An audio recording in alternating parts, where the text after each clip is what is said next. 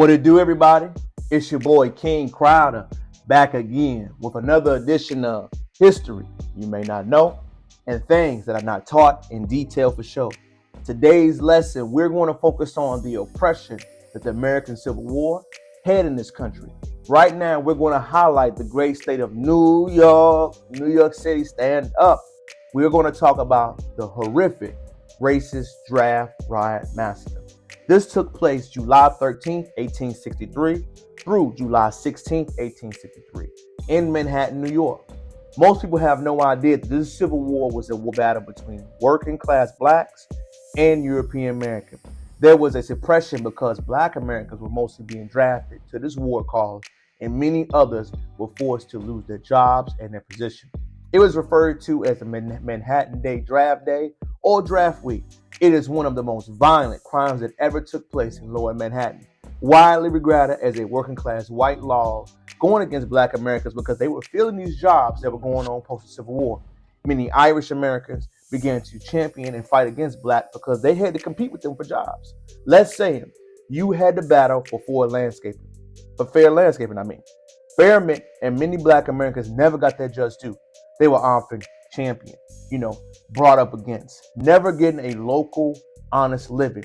Irish Americans got a leg up at the beginning because due to Jim classism, and structures of racism. When the Civil War began to go and people got drafted, when they left these farms and people worked in these communities, many black Americans started to work in these things, working for a lower wage, doing just as good of a job. This resulted in a draft day massacre because many white people kept saying, why are we getting drafted? Black people are getting our jobs and we're not going to anything to get back to. This resulted in almost 200 people that were fought, battled, and killed. Lower East Side of Manhattan was burned to the ground, 2,000 injuries and almost 130 deaths to be championed. The background of it, when the draft day was going on, the mill strike, people were getting drafted into the war, or the Civil War. The mayor, the individuals in this town, specifically the immigrant class, had to go and fight for this country. German-born populations were going in, defending this country from the Confederates, because literally there was an ideology and a war being battled. Most people have no idea that blacks were not allowed to be drafted upon first when the Civil War started. Black Americans came in and saved many of the United States of America because they had to come in and fight for the white class because they were losing. The North was losing the battle. So black people that were in the northern part of the United States had to work these factories and keep the ammunition and the war crime going. They had to work while many white men were being drafted in the war. Think about this for a second. White men were being drafted. They were getting beat. The Confederates were doing what they could, military styles and strategies, until black Americans decided to join the Union side of the army. That's when they began to win. So they're winning because black Americans in the war. They're winning because black Americans started in the factory. All they could do left was allow the Democratic Party and their ideology to spread. They began to get rumors. These black Americans are taking our jobs. Doesn't it sound familiar? These black people are hurting us. Doesn't that sound familiar? You hear those type of tones and words and ideologies being spread. History repeats itself, ladies and gentlemen. Just because you do not know everything, the verbiage, the wordplay, what they're saying, the undue justification, all is the same. So, black Americans, fast forward, help them win the war, help them win the Union, ratified the United States. We all come under one law. We're all officially one country, quote unquote, because we know Jim Crow, the South, had their own other things to say. So the white Americans that were in the draft decided to come back home, get their just due. We saved America. We're unified. Yay, we did things.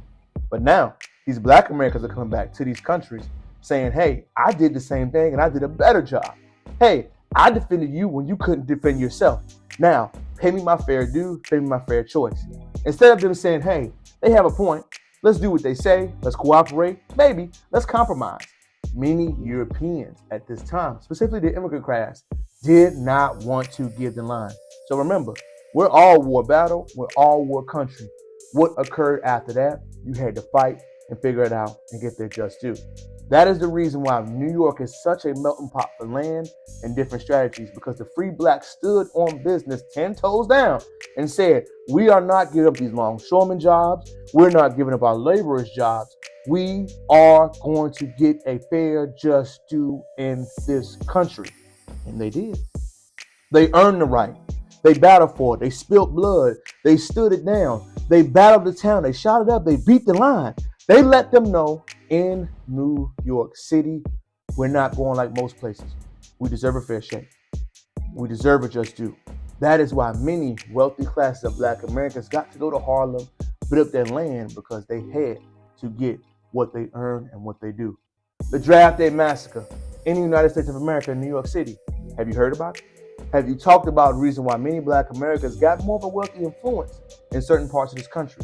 New York City is an isolated place in the United States where certain things decide to happen. America's history is so complex. The uniformity that we hear is not true. Every state has a unique history, a unique bond, because we're literally different countries under the umbrella of the United States. Look at the history. I'm going to teach you the past, the current, and the present.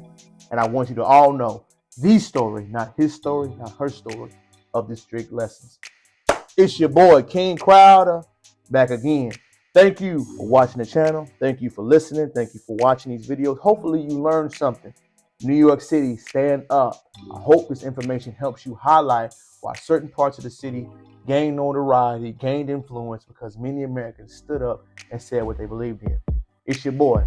Until next time, peace.